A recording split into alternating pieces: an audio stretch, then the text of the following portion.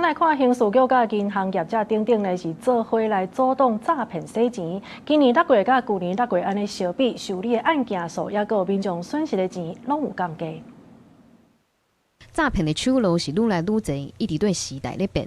根據165打詐儀表板上新的統計，今年6月受理的全國詐騙的案件大約是11000多件，損失的金額超過47億。不過刑事局指出，甲去年6月比起來，受理的案件數甲損失的錢攏有降低，而且政府甲銀行業者合作了後，也已經成功阻擋超過4000件的詐騙。救回來將近5.5億。最新統計呢，今年6月全國的平均每日受理詐騙案件有381件，那財損金額約新台幣1億5680萬餘元。那相較於去年同期，分別下降了30%及47%。與 VESP 業者的雙向聯防，還有遠東銀行分行的臨櫃關懷提問與攔阻的機制呢，成功了攔阻潛在詐騙交易已經超過了4000筆，高達新台幣5.5億元。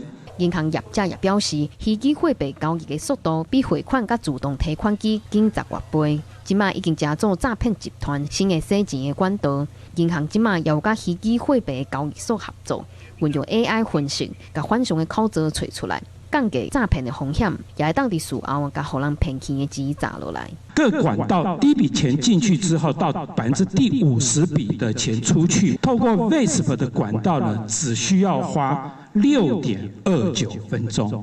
換句話說 ，VESP 管道的出金速度已經是轉賬管道的10倍。ATM 管道的19倍。刑事局嘛提醒，目前較常發生的詐騙，同款是假投資、假交友、假檢調。第一名是買物件的詐騙，而且買方甲賣方攏有可能是詐騙集團。若是對方要求離開官方的網站，要求私底下加賴，叫你去提款機操作付錢，先卡165專線求證。記者歸有麒麟小凱台北報道。